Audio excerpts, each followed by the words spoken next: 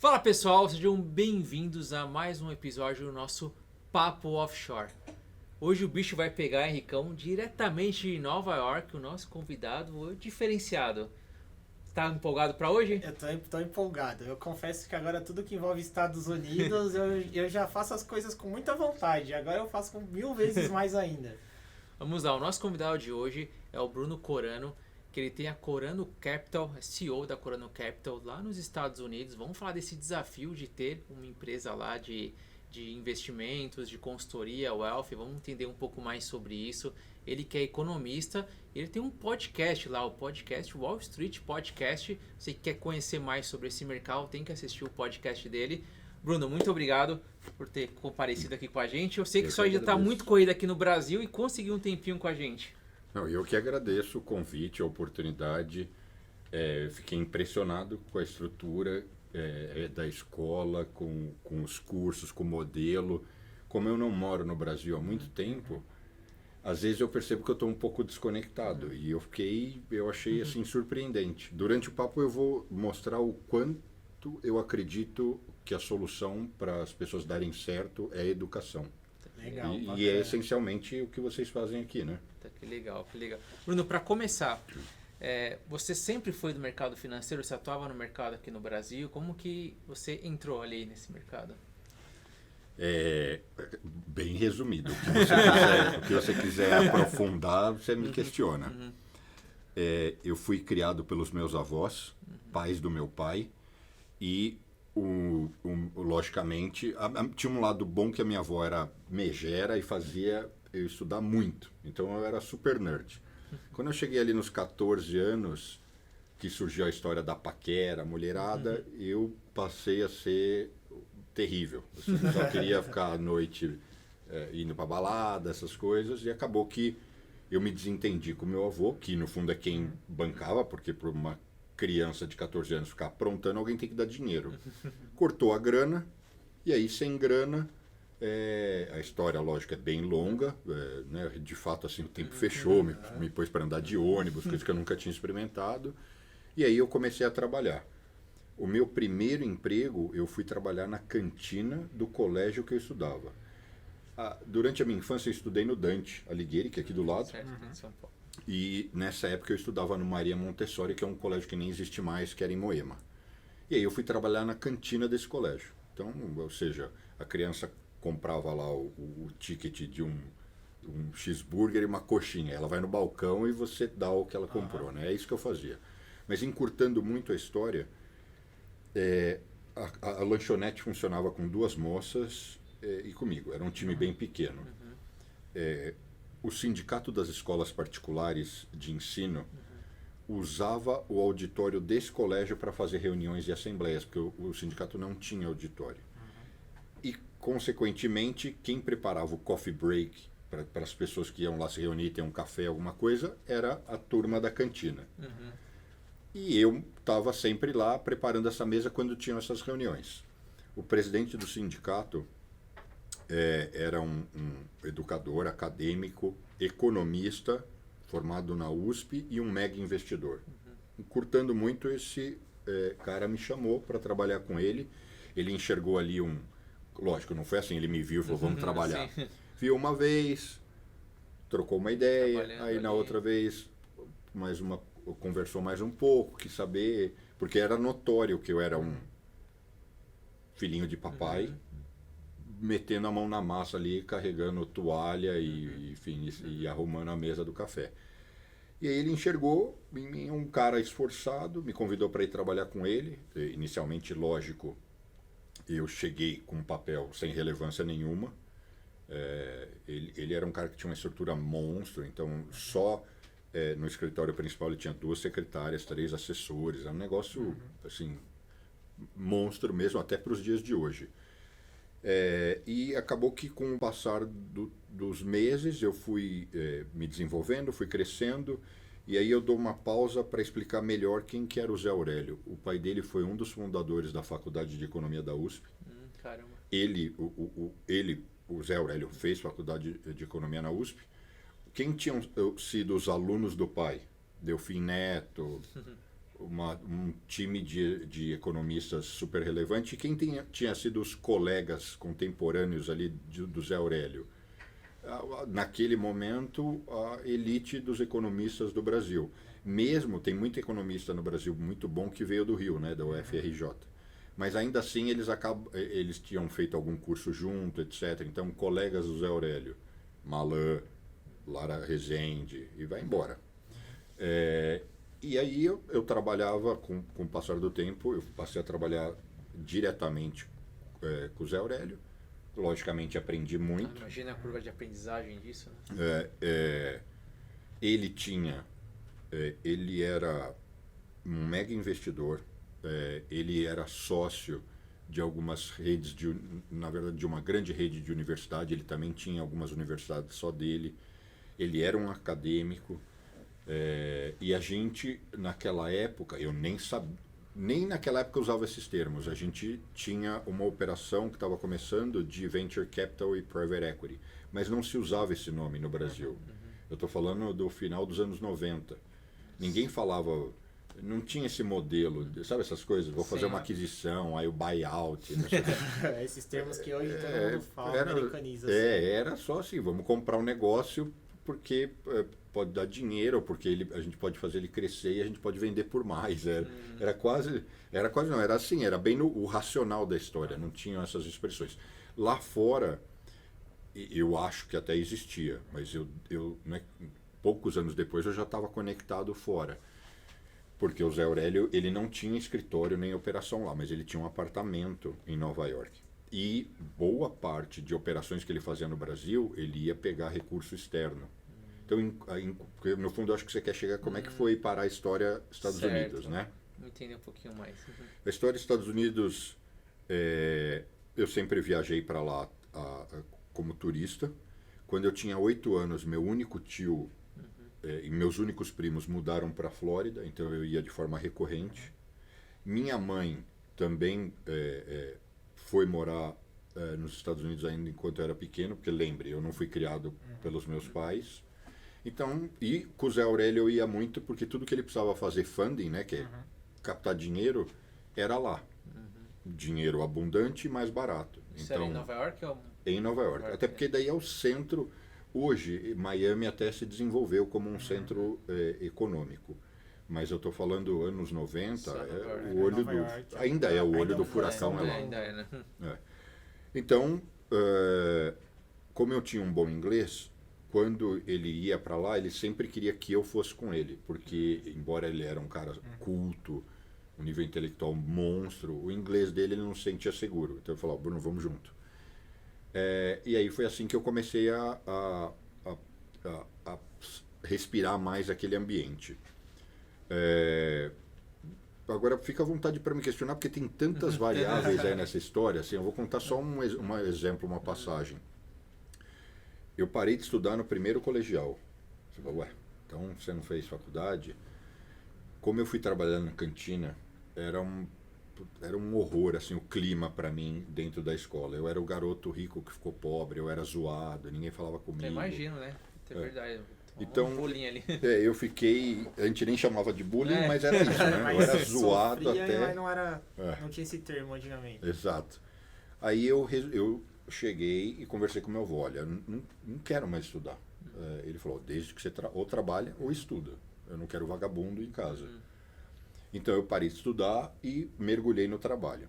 Encurtando muito, e até porque você está falando dos Estados Unidos, depois de uma reunião importante, e eu até menciono onde, no JP Morgan, onde eu tinha ido com o Zé Aurélio para fazer funding, captar dinheiro para uma operação de real estate, né, que é infraestrutura, investimento imobiliário. A reunião foi ótima, tudo. Eu andava coxinha, terno e tal.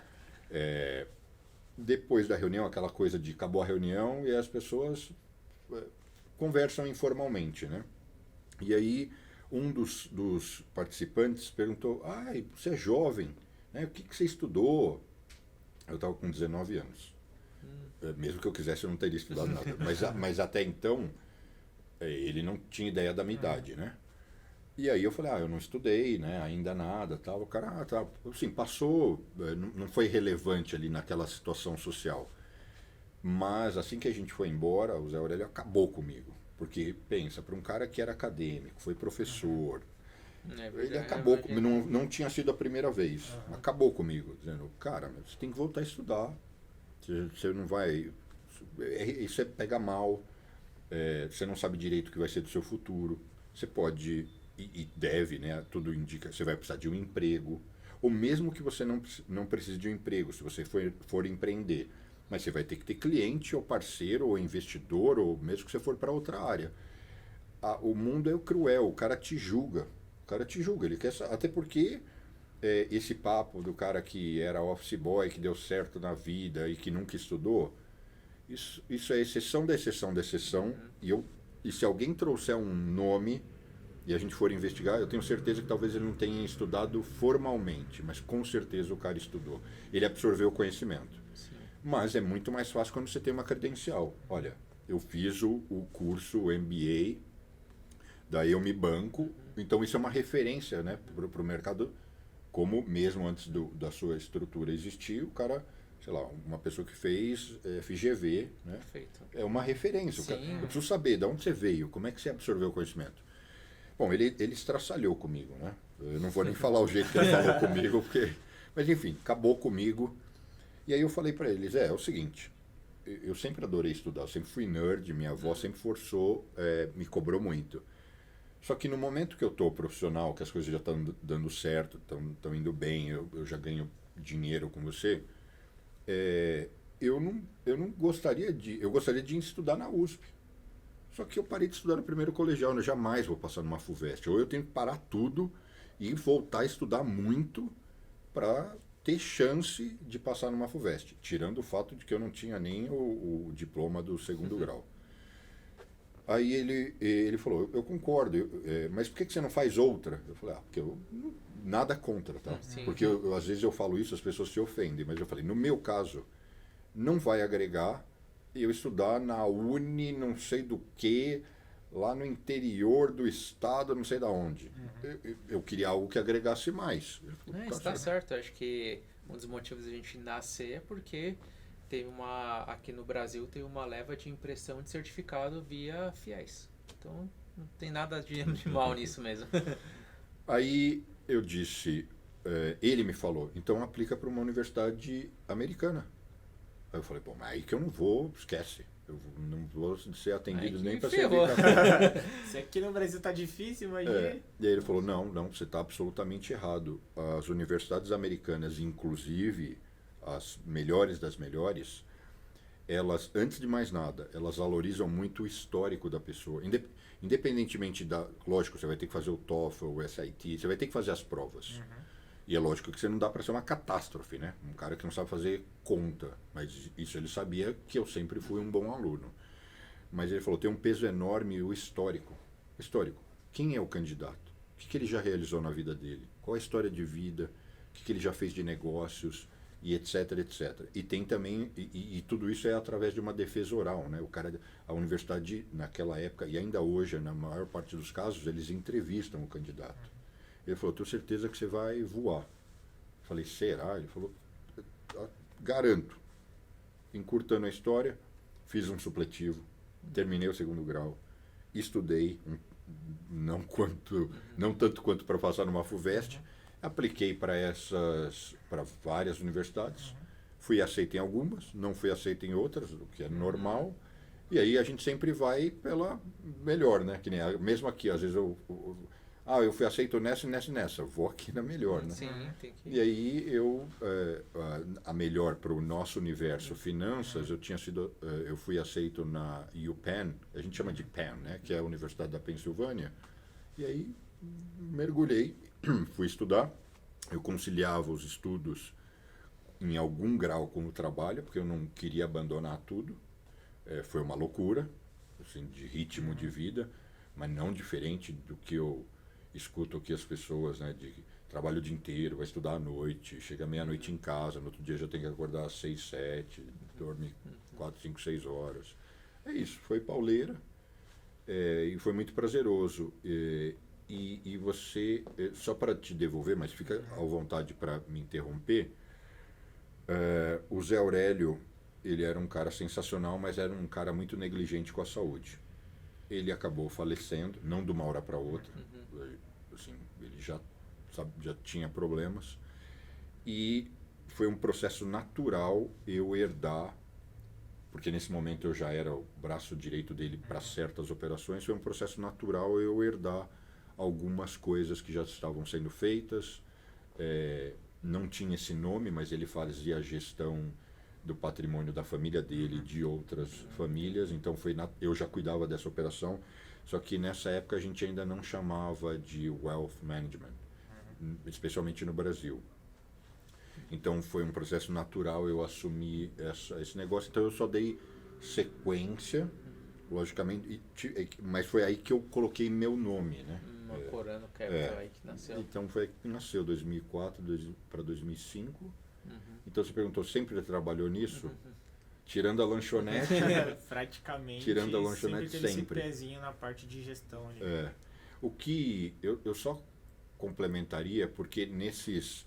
São exatos 30 anos, né? Porque eu estou falando 2004, a gente está em 2024.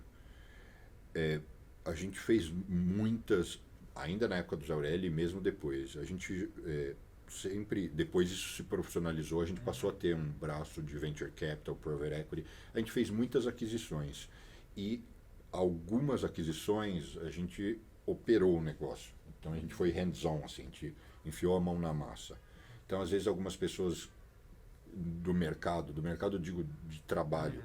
Eu conheci o Bruno daquela empresa, mas no fundo eu estava naquela empresa por causa do fundo de investimentos e por um tempo. Mas isso me deu também muita bagagem e muito prazer em empreender e trabalhar, não só do lado fazer o dinheiro, trabalhar para você, mas realmente, porque o investimento ele faz o seu dinheiro, o propósito é fazer o seu dinheiro não se desvalorizar, né? Não ser engolido pela inflação e você trabalhar bem ele. Mas para você realmente construir riqueza, você tem que criar negócios, né? Então eu tive desse outro lado essa escola, que era e que foi logicamente com o Zé Aurélio, e depois eu só segui. Muito bom. Vamos lá, foi 2004 que aconteceu. E como foi a crise do subprime? Você pegou você em cheio ou passou tranquilo? Como que foi? Não, foi... Você estava no olho do furacão, né? Foi... Eu não tinha ali... Qual foi o maior problema? É muito difícil... Por mais que você tenha clientes maduros, experientes, não tem como alguém que durante a vida inteira guardou... Eu vou dar um número aqui para não ficar uma coisa vaga. Durante a vida inteira guardou e tem 10 milhões de dólares. O cara está com 60 anos, a vida inteira guardou 10 milhões de dólares. E ele vê esse dinheiro em poucas semanas, em menos de 2 meses, tem o que a gente chama de drawdown, né? que é uma despencar. E é normal no mercado americano ter uma concentração enorme em equities, né, em ações, e ele vê a carteira dele de equities, de ações, se desvalorizar brutalmente, dependendo do portfólio de um cliente ou de outro. Isso passou de 65 e chegou a 80. A Nasdaq a queda foi mais de 80. Então imagina, não tem como não ser estressante. Não tem como eu falar para ele, cara, fica tranquilo. É o seguinte, tudo volta. Esses 10 viraram 2, tá tranquilo. Eu Você tenho 2 ainda. Você tinha 10 milhões, agora você tem 2, mas fica tranquilo que volta. Pode levar uns 10 anos, mas volta. Não tem, é um negócio estressante para o cliente. Bom, eu também, o que eu faço com o meu dinheiro é o que eu faço com o dinheiro dos clientes. Eu também, logicamente, eu nem mencionei isso, mas quando eu deixei de ser um garoto, uma criança, foi um processo natural os próprios recursos da minha família passarem para minha gestão. Então foi um negócio assim estressante para todo mundo, porque existe um confronto ali, um confronto no bom sentido, porque a ação natural de uma pessoa que não é do mercado é falar, vamos liquidar, vamos sair. Eu falava, é a pior coisa que a gente pode fazer. É a pior coisa. Para aquelas coisas que a gente já não tinha conseguido se resguardar.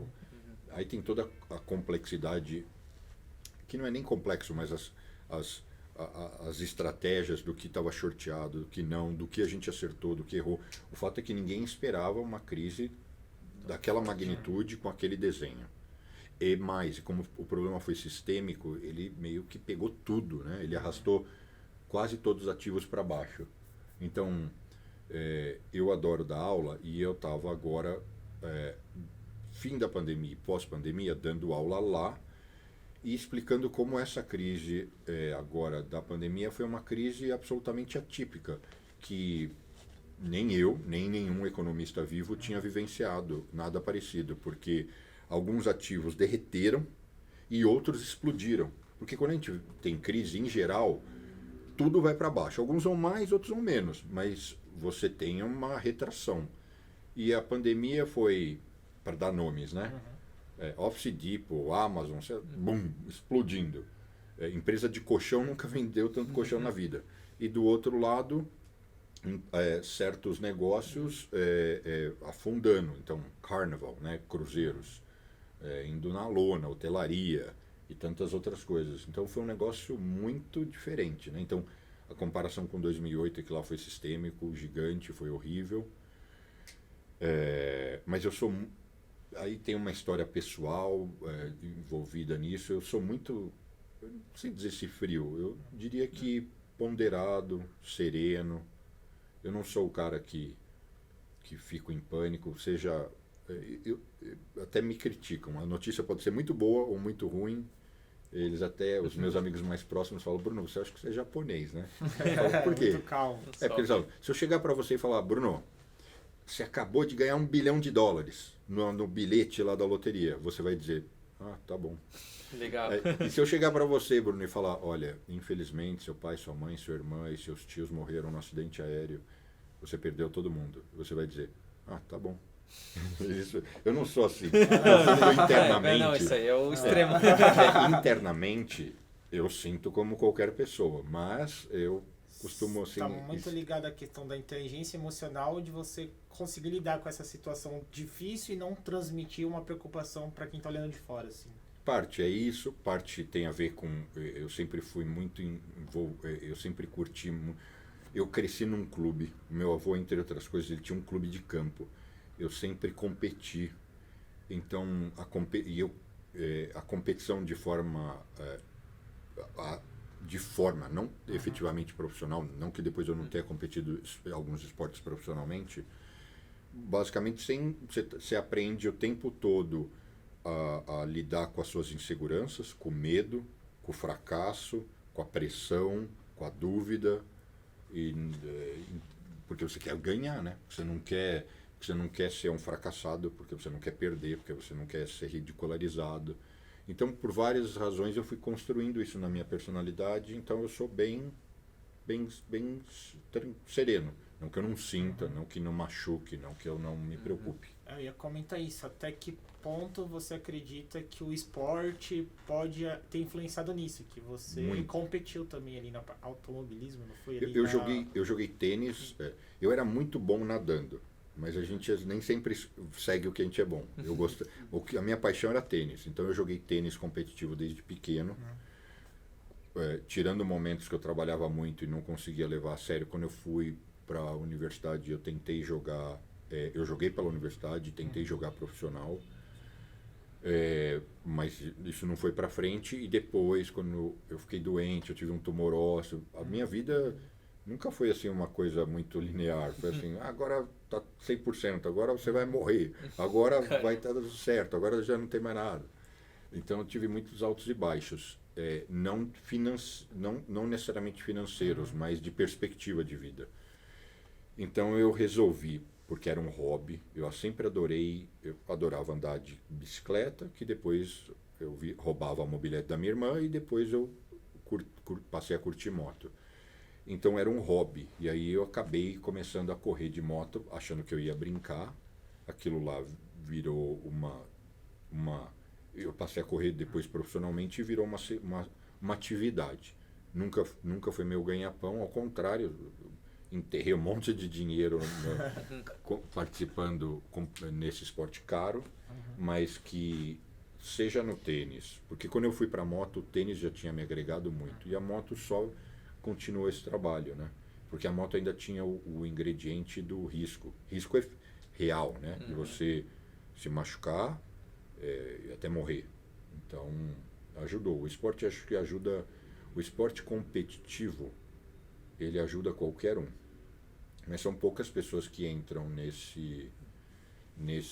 que se expõem. Porque quem está assistindo fala, não, mas eu jogo lá pelada. Isso não é esporte competitivo. Esporte competitivo é quando tem uma série de coisas ao redor. Nível alto, de alguma forma exposição de imagem, correlação maior ou menor com dinheiro, cobrança, seja social, seja da imprensa.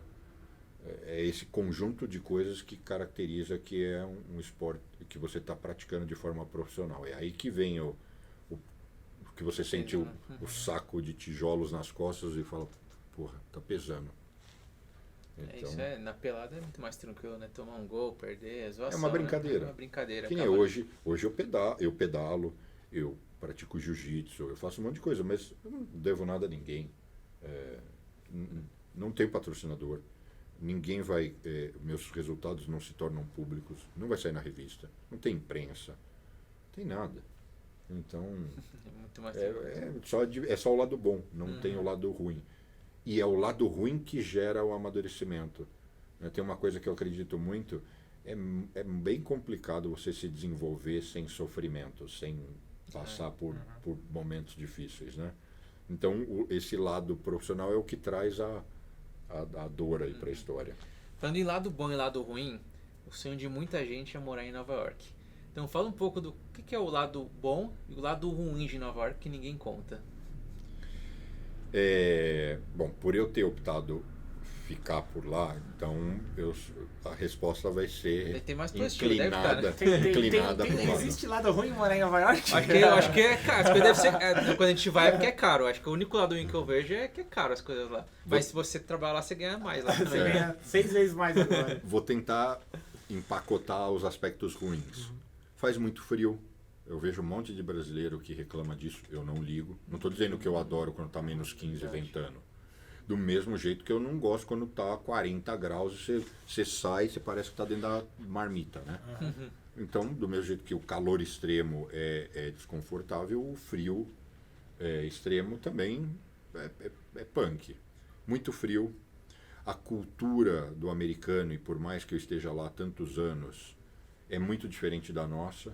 Então, é realmente uma cultura um pouco mais individualista, fria, menos acolhedora, então extremamente objetiva. Então, eu estou acostumado com isso há décadas, mas eu ainda estranho. Não tem jeito, eu nasci e cresci aqui. Tá na minha essência. É muito difícil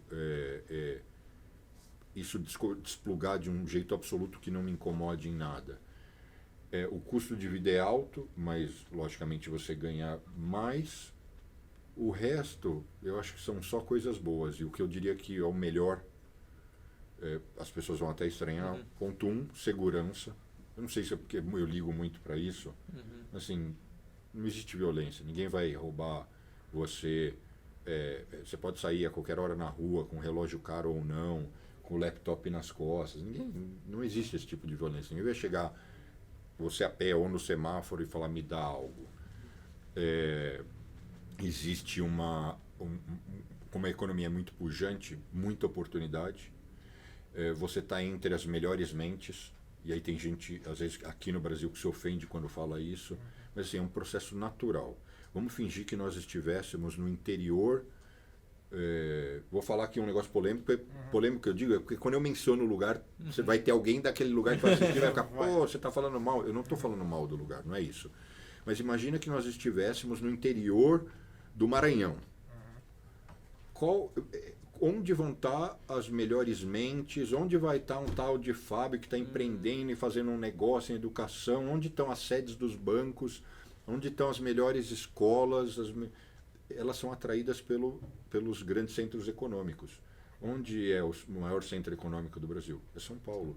Ela não vai, não é, pô, eu acho que seria o máximo poder morar no interior do Maranhão. Mas a gente vai ter uma série de benefícios, uma vida em paz, não tem trânsito, sem poluição. Mas para falar de negócios, de desenvolvimento pessoal, né? De crescimento, onde quase tudo, eu não quero generalizar, em São Paulo. Numa perspectiva global em finanças, onde estão as melhores mentes? Isso, Nova York. E é o que a gente pensa mesmo. A gente mesmo está cada vez mais migrando para lá também, agora com a Imperial University. É isso. Onde estão as melhores remunerações?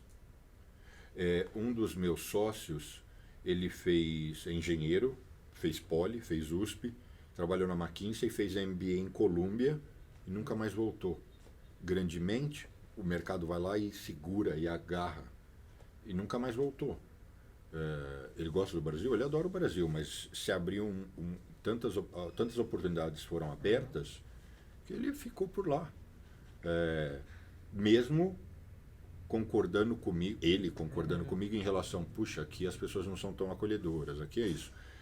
Mas é que quem está assistindo, eu gostaria que fizesse essa reflexão. Quando a gente está lá com os seus 15, 20 anos, pô, são meus brothers, não sei o que.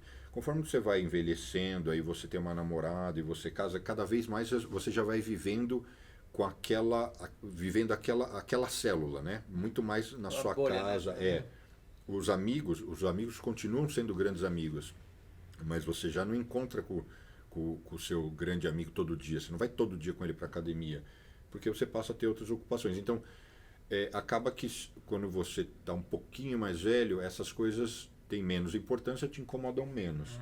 E aí o lado positivo, que é a economia pujante, acesso eu não teria nem como eu falar, né? Mas assim, a vanguarda da medicina está lá. Os melhores hospitais, a ressonância magnética mais moderna, onde começa, onde surge? Está nos Estados Unidos. Inteligência artificial, onde é o epicentro da inteligência artificial? Está nos Estados Unidos, em especial na Califórnia. Eu adoraria trabalhar com inteligência artificial. Você não vai conseguir trabalhar com inteligência artificial em um grande projeto em Roma, já que não é para falar do Brasil. Não, no Brasil você não consegue nem investir em algo de inteligência artificial. Tem que ir para os Estados Unidos. Então, tem que investir lá. Então eu tenho em diferentes palestras do Scott Galloway, que é um professor da NYU, da Universidade de Nova York, ele fala um negócio que eu gosto, assim, que eu falo, esse cara tá certo. Ele fala o seguinte: se você é jovem e você quer porrar, né, quer ir bem, você tem que estar em uma das 5 principais cidades do mundo. Não tem jeito. Ele está dizendo, não é que ninguém que não esteja não vai dar certo, não é isso. Eu tenho grandes amigos, pessoas super inteligentes, agradáveis, e aqui vou dar uma localidade. Que o cara se fez um em Juiz de Fora, o outro no interior de Minas, mas uma cidade assim minúscula. Ele deu super certo, ele ficou rico. Mas isso é exceção. Isso é exceção. É mais fácil quando você está exposto a um ambiente. E aí eu estava falando das melhores mentes, né? Eu até me perdi, porque então você convive com muito cara diferenciado. Ninja, isso puxa e vai puxando, né? Sobe a régua. Sobe a régua. É aquela questão de você, a média das pessoas que você mais convive, consequentemente, você andando com pessoas mais crânios ali, você vai absorver um pouquinho do conhecimento de cada um. Consequentemente, pelo contato, você também vai aumentar a sua régua ali também. Exatamente. Então, é isso. Olhando ali para os Estados Unidos como um todo, além de Nova York, qual o lugar que você acha que é legal para as pessoas olharem, que você vê que está crescendo bastante, desde que a gente falou um pouco da Flórida, Miami, Califórnia, como que você olha para Califórnia, ou vamos lá para São Francisco como um todo, Los Angeles, o que você está olhando, você conhece bem o mercado lá? Depende muito da atividade que a pessoa está procurando. Legal. Então, eu vou dar um exemplo. Existe uma expansão imobiliária muito forte em estados como Texas e Flórida. E de repente, a pessoa... E isso não é demérito nenhum, que é muito valorizado. O cara é pintor. Ele vai para lá, ele vai ficar rico sendo pintor. Eu conheço vários brasileiros que chegaram lá ilegais e hoje são super bem sucedidos e legalizados. Então eu não vou dar nome, mas eu vou contar a história de um cara. Foi para lá ilegal, trabalhava na construção civil, ele tinha habilidade com pintura, então na obra aos poucos ele foi se especializando em pintura. 15 anos depois ele tem uma empresa de pintura especializada para atender construtores. Ele tem mais de 50 pintores que trabalham para ele. Ele ficou rico. Eu não falo rico, Bruno, como assim rico? Tem uma casa de 5 milhões de dólares, tem vários carros na garagem, assim, uma vida que ele jamais imaginou. Ficou rico, sendo pintor. Ele é pintor, mas ele tem um tino comercial, ele tem um tino empreendedor, ok. Então isso é o que eu falo de oportunidade. Sabe aquela história do sonho americano? Eu realmente vejo isso acontecer. É difícil, são muito poucos os casos que a gente vê de histórias assim no Brasil. E lá é muito frequente. Então, mas esse cara, ele está em Massachusetts, né? Ele vive ali no subúrbio de Boston, esse cara que eu estou falando. Mas ele pegou uma onda de um processo expansionário, de expansão imobiliária naquela região. Hoje, ele já está estabelecido, etc. Um cara que chegue nessa mesma área vai conseguir cumprir a mesma jornada? Não sei, mas no Texas eu acho que ele tem muito mais nesse setor, né, de pintura ou de construção. Então depende muito da área que você tem aspiração. E não tem certo e errado, porque às vezes a pessoa fala, puxa, nem tudo é dinheiro e negócios, e eu não quero ficar na friaca de Boston, e eu vou morar na Flórida. Mas como a gente aqui tem uma pegada financeira, a indústria financeira mundial está em Nova York. Então, as melhores remunerações e as melhores mentes. Miami se desenvolveu como um outro polo muito importante. E é quase... Liguem o filtro, porque senão vão falar, poxa, não está fazendo sentido. É quase como Califórnia fosse outro país. Muito rico, um outro país no sentido, um outro polo econômico. Inclusive de investimento de riscos, fundos de venture capital da Califórnia são fortíssimos, etc. Então o país é muito grande. Uma coisa que é difícil explicar é que o Brasil tem uma concentração muito grande de riqueza das empresas em São Paulo. Os Estados Unidos, ele é muito fragmentado, está muito espalhado, diverso, né? Então, por isso que aqui a pessoa tem a percepção de, poxa, o resto não é semelhante a São Paulo, mas lá é como se tivessem várias Nova Yorks em riqueza, só que são de outros setores. Eu não sei se eu respondi sua pergunta ou se eu mais compliquei. Acho importante você dar esse panorama, até porque não tem uma resposta para tudo. Né? Não tem uma resposta simples, única, objetiva e compacta. De repente, a pessoa que está assistindo é um cara da área médica. E de repente ele vai revalidar o diploma e fazer a residência num grande hospital como o Mount Sinai em Nova York, mas depois ele vai se mandar para Carolina do Norte, que é uma região em franca expansão, e porque ele vai virar um grande fisioterapeuta, médico, sei lá o que, numa região onde ele vai virar o cara. E que se ele fosse para Atlanta, ele seria mais um na fila do pão.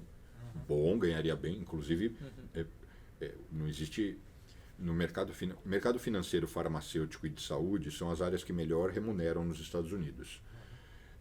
E não que, logicamente, tem pessoas na indústria financeira que ganham milhões, ou às vezes até bilhões. Mas, de forma geral, nada, num padrão normal, a atividade mais bem remunerada dos Estados Unidos é ser médico. Né? É surreal o que um médico ganha lá. Assim, surreal. Então, por isso que eu mencionei medicina. Muito bom. Bruno, agora a gente está vendo os republicanos votarem com o Trump. Para você, muda muito? Porque você passou por republicano, democrata, muda muito? É mais o que a gente ouve falar aqui? Para vocês, tem pouco efeito? A gente não sabe se vai mudar. E não é porque é republicano ou porque é democrata. Certo. É porque é o Trump. Certo. Você fala, mas então é porque você não gosta dele ou porque você gosta muito? É porque tem um grau de incerteza. Um grau de imprevisibilidade. O Trump tem parte da agenda que é positiva para o aspecto econômico, mas ele tem outra parte da agenda que a gente não sabe exatamente as consequências e o preço. O que as pessoas veem na mídia? Como vai ser essa política de guerra tarifária? Quais as consequências que isso vai ter? Isso vai disparar um processo inflacionário? É real que ele vai fazer isso ou isso é mais... ele está trocando, né? É um discurso para gerar uma dificuldade, para trazer para a mesa. Ele é um cara... ele pode não ser um político de carreira, mas ele é um cara de quase 80 anos vivido, sábio, empresário. Ele não é burro. Então deve ter um porquê. Às vezes nos bastidores ali a gente mal sabe. Às vezes eu tomo decisões nos meus negócios e que eu sou... Quando eu falo nos meus negócios, o nosso fundo tem o controle de algumas empresas, porque às vezes são empresas que a gente está esperando para vender, etc. E às vezes a gente toma decisões e os níveis hierárquicos lá para baixo, a pessoa de um departamento tal, porque às vezes a gente tenta colher opinião e a informação, e a pessoa acaba, comigo pessoalmente, na pessoa do Bruno, acaba com o Bruno. Mas ela tem uma visão, uma perspectiva que ela não sabe tudo que está por trás daquilo. De que no fundo aquela minha decisão é importante para que ela continue com o emprego, porque senão o negócio vai azedar. Então é muito complexo, né? Agora eu queria só complementar o seguinte, e é uma coisa que eu adoro falar: dinheiro não tem partido. Então eu passei esses últimos anos, as pessoas, a imprensa, etc., me perguntando: você é republicano ou democrata? Eu não sou nenhuma coisa nem outra, porque dinheiro não tem partido. Eu sou a favor de uma boa gestão meritocrata que faça o melhor que seja necessário para aquele momento. E a coisa ainda é mais complicada, porque o que era a essência de um partido republicano de anos atrás não é o que é o partido republicano de hoje. Para as pessoas entenderem, fala, Bruno, muito confuso, não estou entendendo nada. O Partido Democrata é a essência, na teoria, é um partido que, historicamente, eu estou falando há mais de 100 anos, suportado pelo trabalhador menos escolarizado, que precisa de mais assistência do governo. Então, o Partido Democrata, a máquina pública maior, mais gorda, mais assistencialismo, suportado no passado, essencialmente, pelas pessoas menos escolarizadas e com menos dinheiro. Partido Republicano, historicamente, governo menor, menos assistencialismo, mais liberalismo econômico, menos intervenção, menos assistencialismo, suportado, e um partido que é inspiracional para as pessoas mais qualificadas e mais ricas. Então é o que seria o direita e esquerda no Brasil, né? Certo. Porque sempre no Brasil se teve essa ideia, né? Que o partido de direita é dos riquinhos e que é um governo que vai gastar menos e falar, vamos lá, vamos fazer negócio e vamos prosperar. Certo. Só que em algum grau, não por completo, essas coisas estão bagunçadas nos Estados Unidos, porque quem é o Partido Republicano hoje? São justamente os menos privilegiados, os menos escolarizados, que, curiosamente, privilegiam esse discurso, essa agenda conservadora e liberal, quando se, teoricamente, pudesse esperar que a agenda democrata fosse maior. Hoje, quem são os maiores apoiadores democratas? Justamente os mais ricos. Qual é o per capita, tá? A região mais rica do país é o que a gente chama de Northeast, né? Que é o nordeste dos Estados Unidos. Connecticut, Pensilvânia, New Jersey, Nova York, Massachusetts, é tudo democrata. São as regiões mais ricas do país, onde as pessoas mais têm dinheiro. É majoritariamente tudo democrata. Então as coisas estão um pouco desencontradas, né? Então, falando em gestão pura, a gente está pronto para adequar, a gente já vem adequando as estratégias e os movimentos e o que a gente deixa no gatilho preparado, alinhado ao que pode se esperar da conduta que vai ter o Trump e um que é republicano. E aí, por fim, abstraindo tudo isso, se a gente voltasse 30 anos atrás, eu diria, eu sou republicano. Como aqui no Brasil, eu diria que eu sou de direita. Eu não estou falando desses extremismos, eu não estou aqui. no fundo, se perguntar se é Bolsonaro ou Lula. Não, nenhum nem outro. Estou falando de partido de direita na essência do que é a concepção do liberalismo, etc, Sim. etc.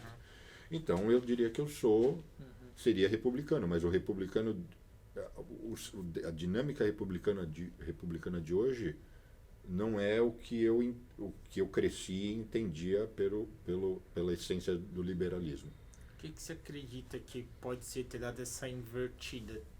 Às vezes pode ser algum aspecto econômico de, por exemplo, esse grupo que tinha mais riqueza por conta de os Estados Unidos dar muito recurso para o americano, ter essa questão que dizem, pelo menos trazendo a versão daqui, você tá full time lá, pode trazer mais essa percepção, que o americano ele foi se mal acostumando com renda muito alta, falam que tem essa questão do americano não querer pegar mais esses trabalhos tão operacionais, e aí tá tendo um volume muito de imigrante indo para lá e tomando essa vaga de emprego. Você acredita que tem muito esse aspecto e acabou mudando esse dinamismo? E aí um grupo que talvez não tinha tanta condição financeira pegou essa oportunidade e aí acabou invertendo esses papéis? A sua pergunta é ótima, mas ela é super complexa e profunda. Quase como se eu dissesse assim, peraí, dá uma pausa, vamos chamar 2 cientistas políticos para enriquecerem esse papo. Que eu não sou um cientista político, né? Mas eu resumiria dizendo o seguinte, a narrativa mais polêmica e extremista, ela passou a reverberar muito mais.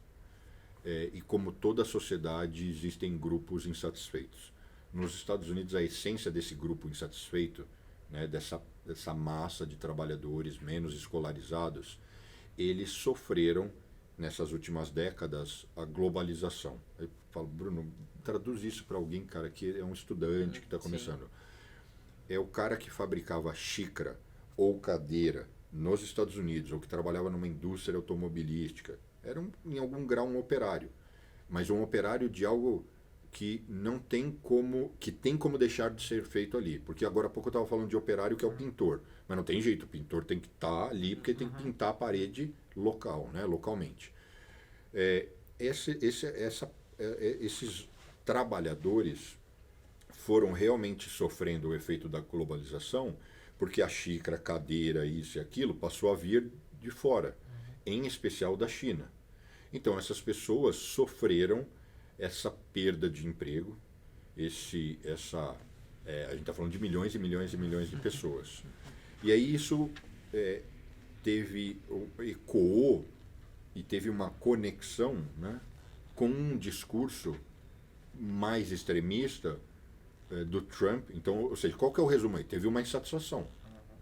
E teve um cara que pegou e falou isso. America First, vamos fazer a América ser great again, e eu vou trazer o emprego de volta. Então ele vendeu, em última instância, uma mensagem de esperança. As pessoas gostam, todo mundo precisa acreditar que a sua vida vai ser melhor amanhã do que ela é hoje. Todo mundo, mesmo o Jeff Bezos, bilionário, ele quer que a vida dele amanhã seja melhor do que é hoje. Todo mundo quer. E esse é o barato de viver, né? Então, essencialmente foi isso. E mesmo, e aí tem outros discursos, né, dessa agenda trumpista, que por isso que eu falo trumpista e não republicana, que ecoa muito bem em outros grupos. Tem muita imigração, isso aqui está virando uma várzea, temos que fechar as portas, e isso ecoa positivamente em muitas outros clãs, outras tribos, outros grupos. Os Estados Unidos precisa preservar e ser mais protecionista. Então acaba que ele conseguiu a maioria, ele ganhou tanto no colégio eleitoral, né, quanto no voto direto, embora não é assim que se eleja lá. Então eu diria que insatisfação com um discurso que veste, que encaixa. E por fim, sempre o que manda é a economia. Se a economia tivesse boa, não que a economia não esteja boa, mas como teve inflação, a percepção das pessoas é que a economia estava mal. Ele não reelegeu os democratas. Se a economia está bem, tudo isso que eu falei é secundário. Como a economia, embora esteja muito bem, mas tem uma percepção de perda de poder de compra por causa da inflação. A Kamala não se elegeu, Trump ganhou de lavada, e é isso. Mas eu sempre olho muito a longo prazo, né? Certo. Todos nós aqui somos mais ou menos jovens, então a grande verdade é que a gente vai passar pelo Trump. Eu não acho que tenha um risco para a democracia americana. E depois vai vir um outro republicano com um tom talvez mais equilibrado, mais sereno, menos polêmico, menos conflituoso. Ou vai poder voltar um democrata e vai indo. E aí a gente volta o ciclo e fala, o dinheiro não tem partido, porque seja um ou outro, a gente precisa viver. E é muito parecido com... Foi lá e com aqui, né? Claro que muita gente queria que o Bolsonaro ganhasse ou o Lula. Mas acabou a eleição, o cara tem um emprego, ele tem que voltar a trabalhar, o outro tem uma padaria, e é isso, a vida tem que seguir, seja lá com mais doido ou menos doido que tenha entrado no poder. Né? A gente tem muito uma cultura de espelhar muita coisa dos Estados Unidos e trazer para cá. O que você acredita que roda muito bem lá? E se a gente trouxesse aqui para o Brasil, você acredita que melhoraria um pouco as coisas aqui? Eu acho que muita coisa. Eu imaginei que ia falar tudo. Não, mas não tudo. Alguns pontos que você acredita que seria legal, talvez, adaptar isso aqui para o Brasil? Assim. Eu vou mencionar algumas coisas e vou chegar justamente no que vocês fazem. A cultura americana, até porque tem uma interação aí religiosa, né? Ela vê a interação com o dinheiro de uma forma mais saudável. É visto de uma forma... É bem visto você querer enriquecer, você querer prosperar. Aqui, em algum grau, é feio. No fundo, para muita gente é feio. E aí tem desdobramentos aí, muito nuances, muito sutis, que não vai dar para a gente explorar aqui, mas assim... O cara que saiu lá e eu conheço, tá? O cara que saiu lá da Brasilândia, que era ali da comunidade, mas que quis estudar e quis dar certo, conforme ele foi prosperando, ele passa a ser excluído. No sentido, esse cara tá estranho, pô, você não é mais da turma aqui. Então, por quê? Porque a gente tem um modelo social que vê aquilo, não vê assim, pô, eu quero ir junto. O Henrique foi, opa, vou no vácuo. O que você fez? Como é que é? Então, esse é um ponto. O outro ponto, o americano, na grande maioria, tem um entendimento muito mais claro que para você dar certo, você precisa de estudo, conhecimento. Não estou falando necessariamente a faculdade. Eu sou a favor de faculdade. Mas é de estudar sempre. Aqui, se a gente sair e for em qualquer lugar, e eu fico andando por aí, você fica vendo as pessoas, você fala, esse bando de pessoas que eu estou vendo aqui caminhando na calçada, qual será que é o nível de educação, informação, os hábitos? As pessoas não têm o hábito de consumir conhecimento, de querer ser melhor, elas não têm esse drive. O drive americano é muito, na maioria, ele é muito competitivo, de quero ser melhor, etc. E aí quando a gente entra para essa nossa indústria, porque você perguntou o que é melhor, né? Até repete, porque eu peguei o gancho, você falou o que é melhor lá. Para trazer para cá. O que dá para trazer. Que poderia ser aplicável, que talvez não teria um nível de complexidade muito grande, e seria coisa que se a galera aqui da gestão tivesse um pouquinho de força de vontade, daria para trazer. Tá. Do ponto de vista social, o reconhecimento da importância de você prosperar, porque dinheiro tem a ver com conforto, segurança, acesso à saúde. O dinheiro tem um lado benéfico muito grande, ele não tem nada... É igual uma faca, ela serve para cortar algo porque você precisa comer e serve para você esfaquear alguém. Então depende de como você usa. O dinheiro é a mesma coisa. Então, do ponto de vista social, a compreensão sobre o dinheiro é uma postura... porque, consequentemente, se você quer prosperar, então você tem que buscar conhecimento e, por fim, uma conduta mais ética e moral. Você está querendo dizer que, então, não vou nem falar o Brasil, os latinos são mais do rolo? É sabido. sou brasileiro, nasci aqui, assim, é notório. Tá na nossa cultura. Aqui, em alguns lugares pior, outros melhor. Um dos meus sócios é carioca. Ele mesmo fala, Brunão, você entrou no táxi no Rio, fica ligeiro. Porque senão o cara já vai dar a volta e tal. É isso, é da cultura. Ele mesmo fala, carioca é malandro. Lógico que a gente não está generalizando. Sim, sim. Então, do ponto de vista social, isso. Do ponto de vista da indústria financeira, eu diria que quase tudo. Porque lá a gente tem uma regulação mais efetiva, um mercado mais transparente, mais produtos, mais liquidez, um modelo menos conflituoso.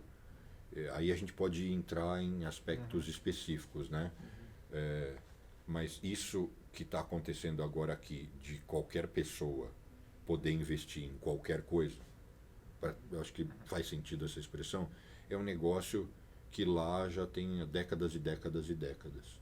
Aqui, até muito pouco tempo, se você tinha conta num bancão, Bradesco, Itaú, Banco do Brasil, qualquer um, e você quer investir, a pessoa puxava uma lâmina e tinha lá todos os fundos, mas do banco, né? Não, mas eu não quero um fundo do banco. Não, mas você está no banco, você só tem o fundo do banco. Então, e taxa DM é altíssima. Então lá por ser mais competitivo, ser mais aberto, eu acho que isso é o que eu acho que a gente tem que importar. E quando a gente fala da indústria, porque eu não conheço bem a operação de vocês, mas me parece que boa parte da formação de vocês está voltada ao cara que vai dar assessoria, vai fazer, pode ser o assessor, o agente autônomo, o consultor, mas no fundo é o cara que fala, vem cá que eu vou cuidar do seu dinheiro, né?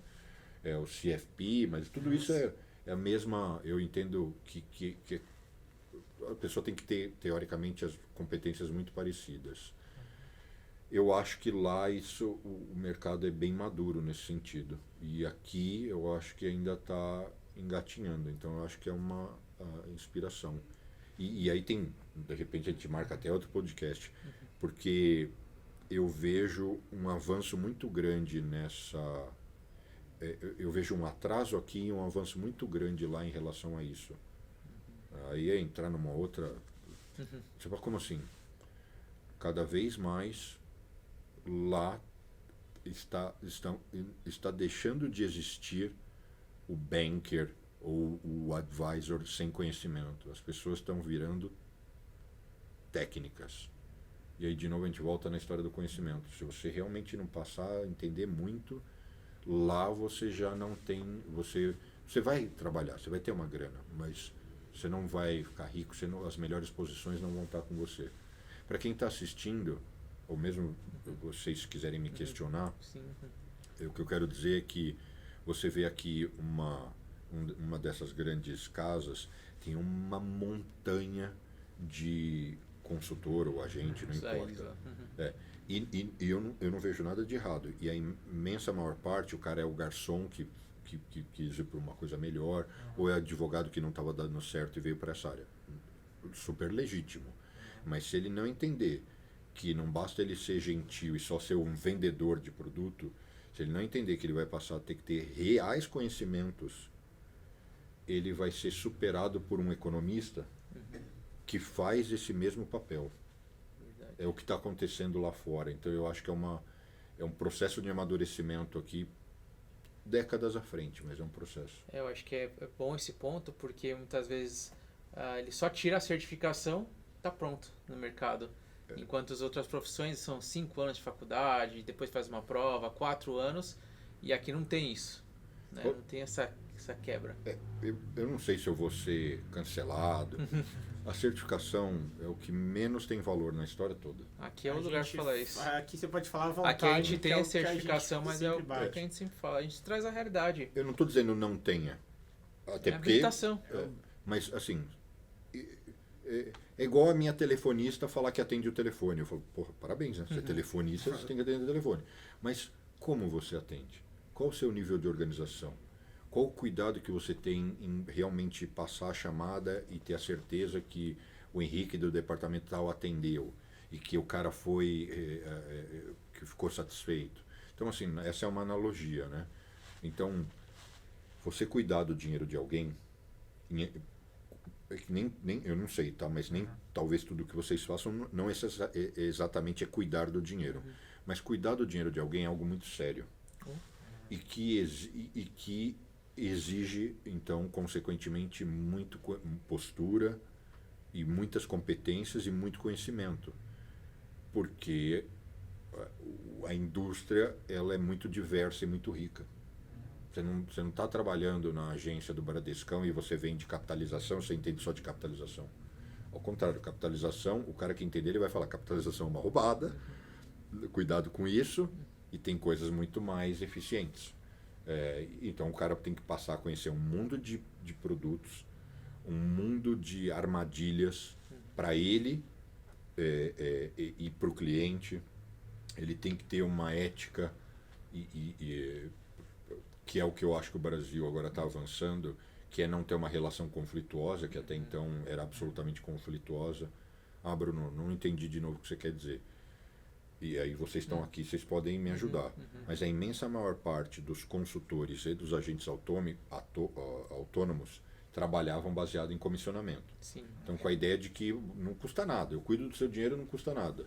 Mas no fundo ele está vendendo o que é bom para ele. Pô, eu vou vender isso aqui que eu ganho mais. Do momento que você passa a pagar um valor fixo, você tira o conflito. Só que o brasileiro não está acostumado. Então eu mesmo, como eu comprei uma Wealth Management recentemente no Brasil, muita gente que eu converso pessoalmente, o cara estranha. Pô, então você está me dizendo que você vai cobrar 1%? Não, mas eu não pagava nada. Não, você pagava bem mais que isso, que você não sabe. E aí você tem que mostrar para ele, olha, esse CDB que você comprou, que o cara te deu 101%, no fundo provavelmente na mesa isso aí saiu por 105%, só que o cara ficou com 4%. O COI. O COI nem se fala. Aí quando eu explico a história quando vem um cliente que tem muito COI, eu falo, você sabia que 5%, em geral, né? Depende, claro, mas na média, 5% do que você aportou na hora foi pro bolso do cara que te vendeu. Pau. Você pôs 100 mil no COI. 5 mil reais foi pro bolso dele.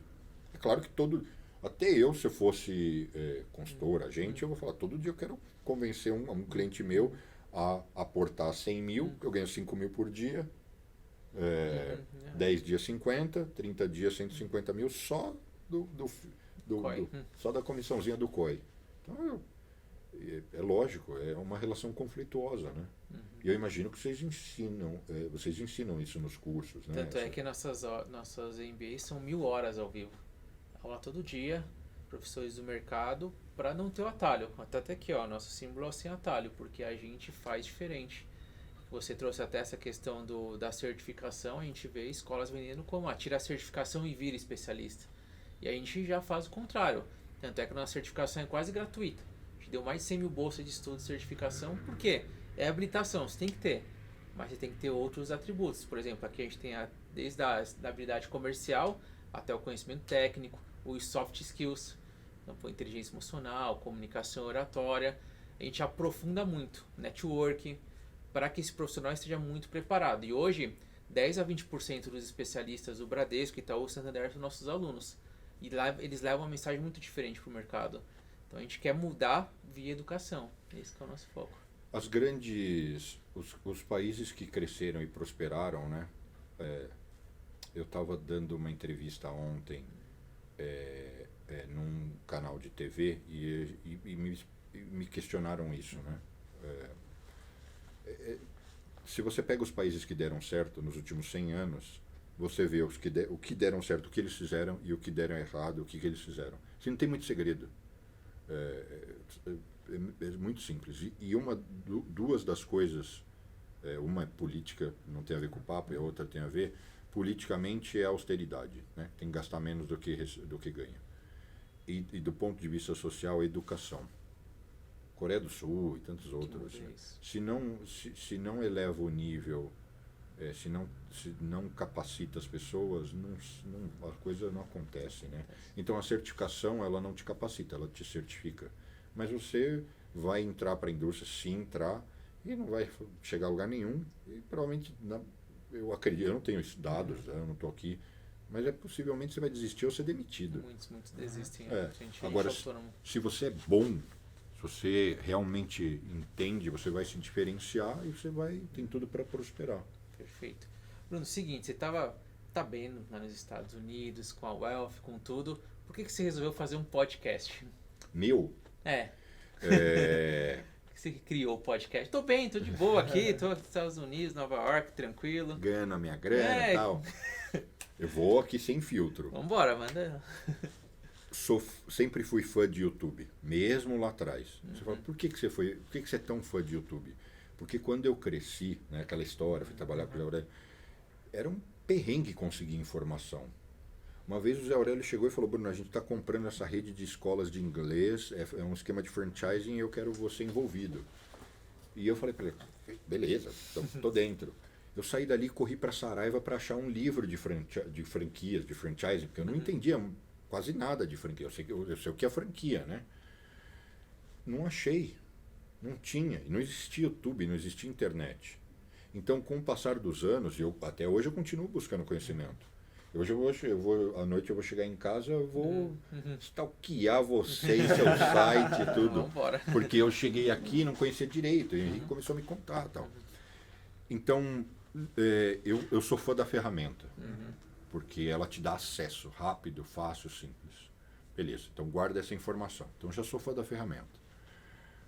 Comecei, durante a pandemia, a ver o fenômeno de alguns influenciadores e youtubers da nossa indústria. Um trabalho admirável no sentido de como eles cresceram rápido e como eles começaram a ganhar dinheiro e influenciar pessoas. Eu ficava assim surpreso. Cara, fenomenal. E eu não vou dar nomes, porque senão parece que eu estou querendo criar polêmica. Mas eu chegava para um dos meus sócios, que é um cara ultra, assim, não só capacitado, mas renomado, etc. E eu falava, olha esse cara.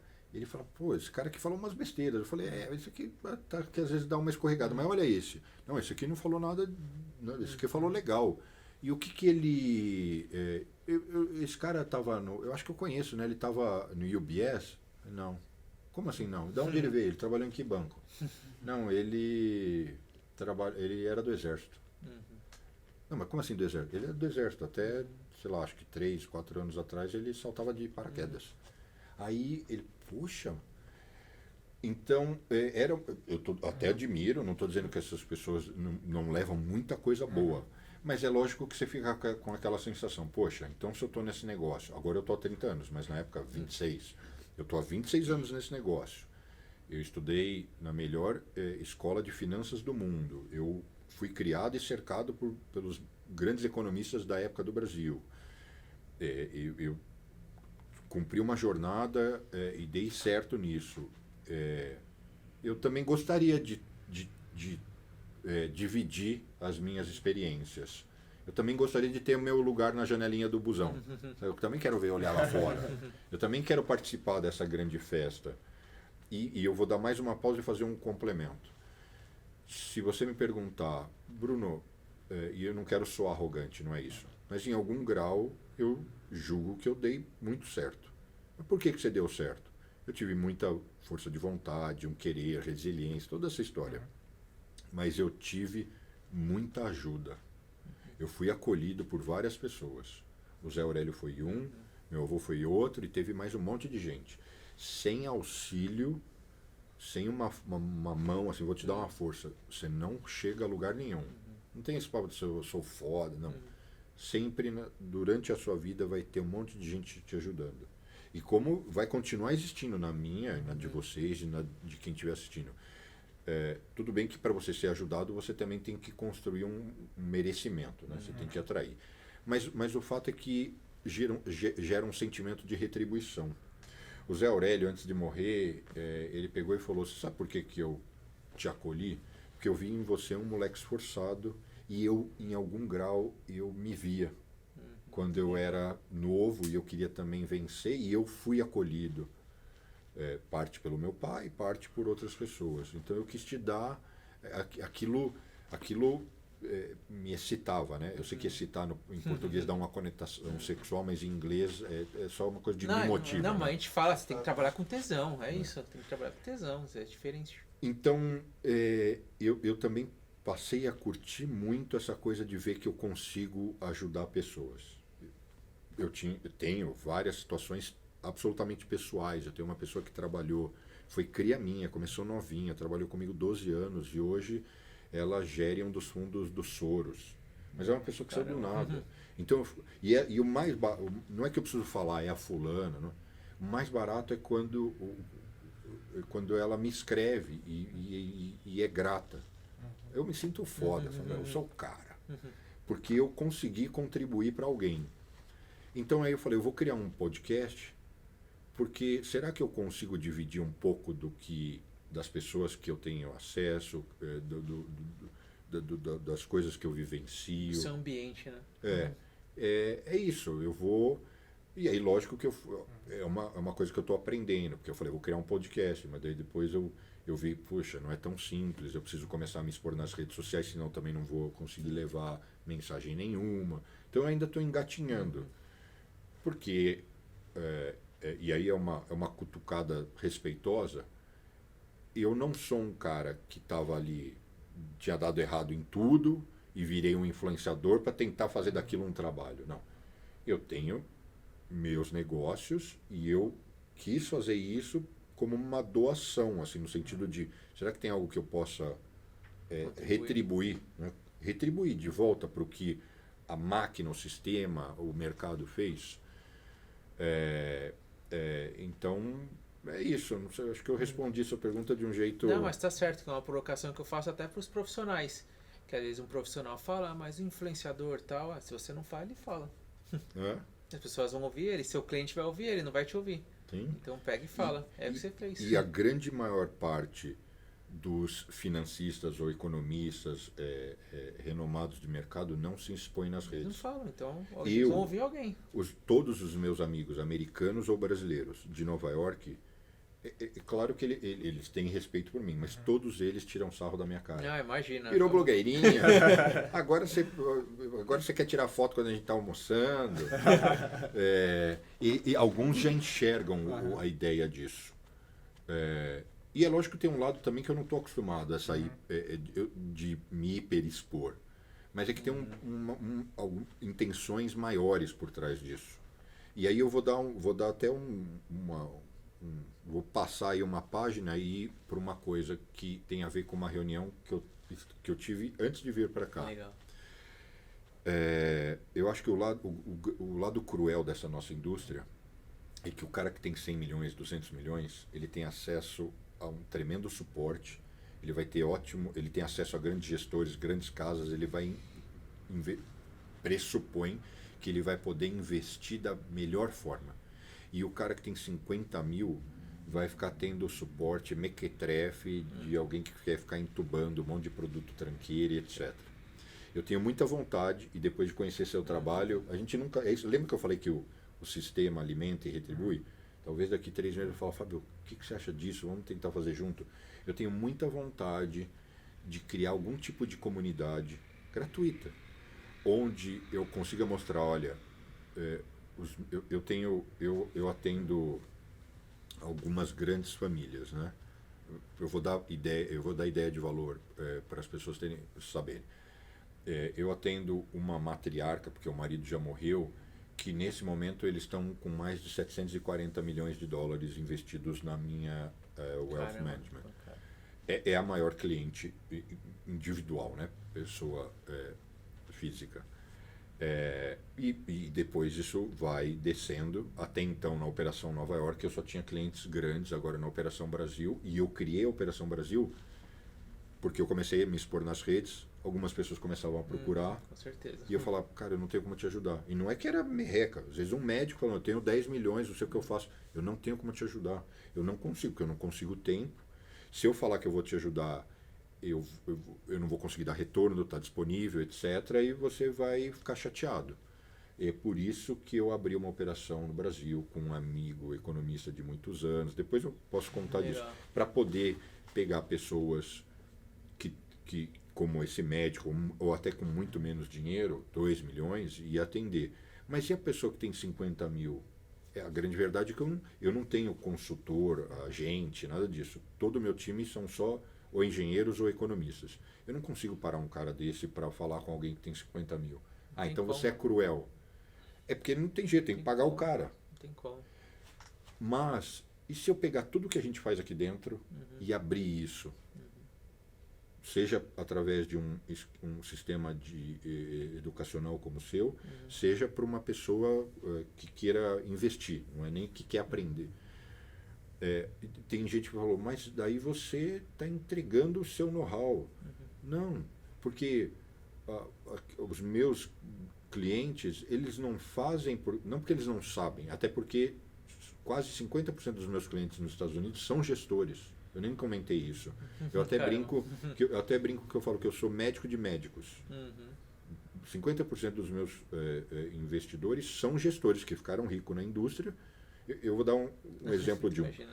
Um deles, ele vendeu o hedge fund dele por mais de 330 milhões de dólares há 10 anos atrás. Quando ele recebeu o dinheiro, ele não ia pegar e pôr tudo. Ele é um estrategista em equities, né? Ele não vai pegar tudo e pôr em ações. Então ele falou, Bruno, eu vou pegar aqui 20% e vou seguir na minha estratégia. O resto, eu sou um cara que respiro isso há muitos anos, mas eu não entendo de bonds, eu não entendo de títulos de renda fixa americana.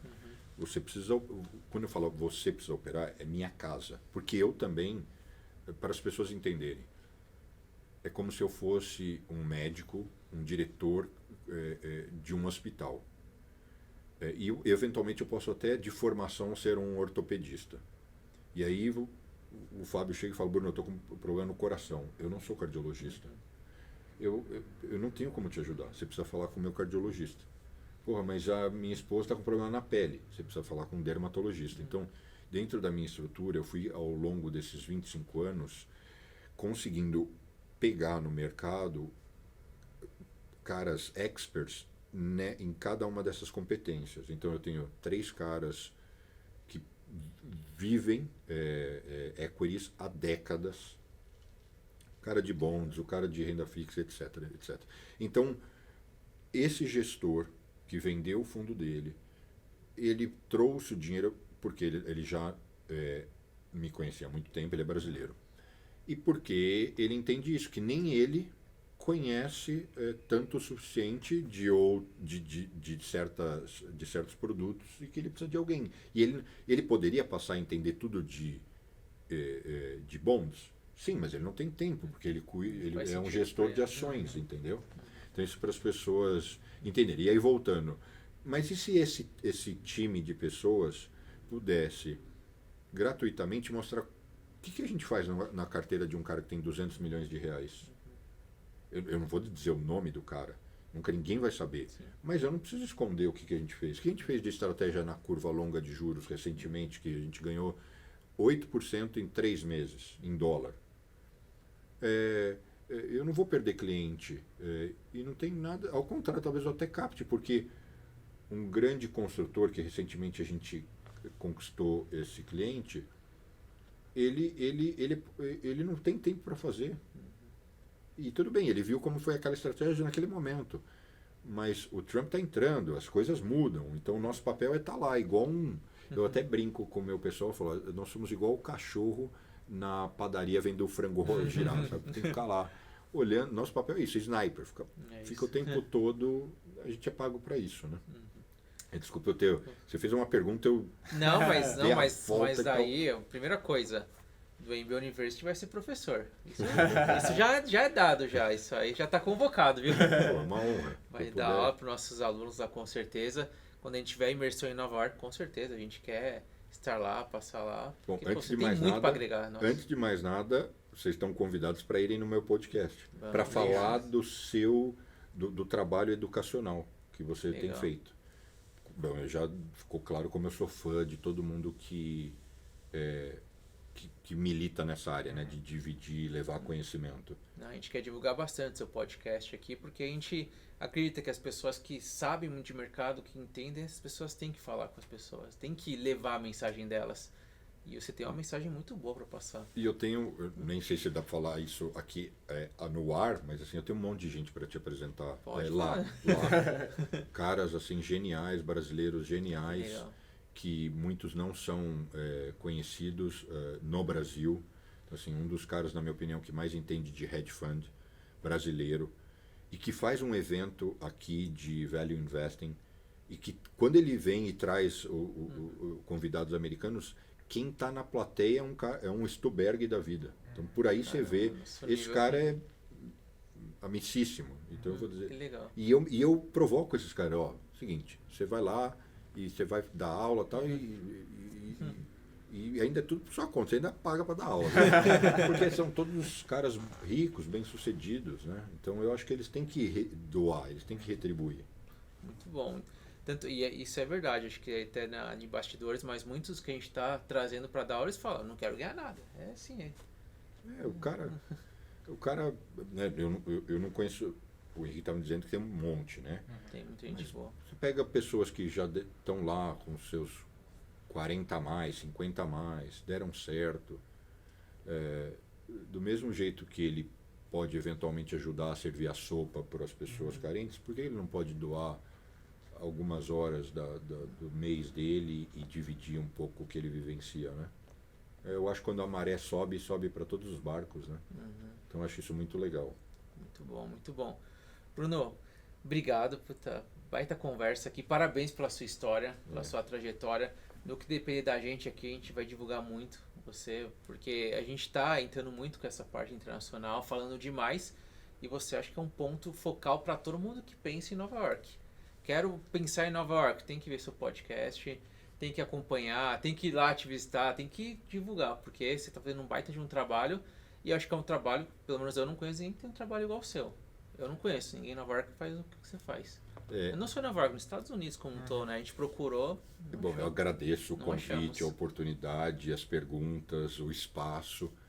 E falando do que eu faço, realmente como uma gestora, uma asset de capital 100% brasileiro, etc., eu também não conheço. O que tem são instituições, os bancos, né? Mas uma operação como essa eu realmente não conheço. Tem, lógico, as americanas, né?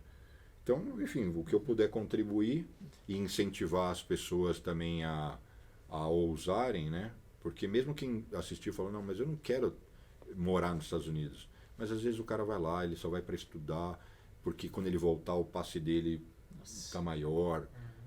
Enfim, tem muita coisa legal, né? Mas tudo parte da base do conhecimento. Expande a mente ali, né? Henricão, que episódio, hein? Eu não tenho nem... Já buguei tudo aqui. Agradecer o Bruno pelo tempo. Eu sei que você está com a agenda muito corrida, participando de vários eventos. E, pô, só tenho a agradecer por você ter disponibilizado esse tempo, por vir aqui na escola, conhecer a nossa operação e participar aqui com a gente do podcast. Eu gostei muito a ponto de quando eu estiver de novo em São Paulo, eu vou me convidar. Vamos fazer algo. Não, vamos. Porque eu achei muito bacana. Se precisar usar o espaço aqui, gravar, quiser fazer o usar evento, a sala, fazer a gente tá evento. na frente aqui, ó. Esse lugar pode falar. Quero fazer um evento no Brasil do Wall Street Cast. Vai vir aqui, cara, queria gravar podcast com o pessoal aí do Brasil, as portas abertas, usar o espaço, fazer evento seu aqui, portas 100% abertas. Para a gente encerrar, e só para dar um exemplo, né? Nessa minha agenda de querer poder contribuir socialmente, eu peguei 2 pessoas do meu time e falei, organizem palestras dentro... A primeira ideia foi assim, tá? Dentro de universidades, para a gente levar parte dos brasileiros que estão aqui em Nova York para irem palestrar para estudantes gratuitamente. Uma das primeiras que deve rolar é na USP, mas não só para alunos. Os alunos vão estar lá. Mas isso eu fui pensando aqui. Que legal. Fábio, abre 100... seleciona aí 100 caras, define um critério e deixa eles participarem. Eu acho que tem muita coisa legal para trocar. É custo zero, tá? Não é que a gente vai vender ticket. Legal, sim, a USP está cedendo espaço, os professores que eu conheço, por causa do Zé Aurélio e tal, inclusive vários deles eu já fiz live, etc. E eu lembro quando eu era estudante que eu ouvia algumas pessoas de mercado, eu ficava assim, cara, era inspiracional, né? Então, desculpa Pessoa deixar que mais pira essa. assim, né? Pessoa que olha, porque tem gente que tá no mercado e não tem isso. Não sei o que tá fazendo no mercado, que não gosta de morning call, mas quem é do raiz gosta mesmo ver morning call, não para de ver o que a gente fala, o Manhattan Connection. Pô, eu era vidrado no Manhattan Connection. Fala um pouco também do Manhattan Connection pra gente finalizar aqui, o que você foi resgatar esse projeto? Inventei a história do podcast. O podcast eu quis que fosse num lugar que tivesse uma vista da cidade. Porque o que eu pensei assim, se for para ser numa sala fechada, tanto faz onde eu esteja. Eu podia estar em Diadema, que não ia fazer diferença nenhuma. Dá na mesma. Então aí eu achei um imóvel na Times Square, aluguei, montei o estúdio e tal. Sem querer, absolutamente sem querer, uma ex-funcionária minha me ligou e falou, olha, tô indo para Nova York, quero te reencontrar. Não sabia o que ela estava fazendo, não sabia nada. Aí eu reencontrei ela falou, olha, eu tô como CEO do My News, que é o canal no YouTube. Eu falei, nossa, mas né, ela trabalha no mundo de finanças, como é que você foi parar lá? Não, é porque eu trabalho para um fundo do Soros, que é um fundo que só compra empresas de comunicação em países que têm a liberdade de expressão questionável. Então, a gente está analisando comprar o My News, tal, não sei o que, eu estou lá de CEO. Ah, beleza. Conversamos sobre outras coisas, do cachorro ao filho dela. E aí ela me falou, você que sempre, ela sabia, você que sempre foi fã do Manhattan, amanhã eu vou encontrar o Lucas. Porque a gente quer pôr o Manhattan de volta no My News. Para rodar no My News. Eu, não, me leva. Ela falou, pô, não posso te levar, uma reunião de negócio. Mas eu te prometo que eu vou falar pro Lucas de você e conecto vocês dois. Encurtando a história, o negócio do My News com Manhattan deu tudo errado. O fundo também acabou não seguindo, me parece, tá, que não seguiu. Enfim, tudo aquilo lá não fluiu. Aí eu perguntei, bom, então posso seguir aqui. Posso provocar o Lucas no sentido de por que está fora do ar? E aí? O resumo estava fora do ar porque faltava recurso. E aí eu virei para o Lucas e falei, Lucas, se o problema é dinheiro, eu vou resolver. E aí foi isso. Aí, lógico, tem toda a dor de cabeça dos bastidores, né?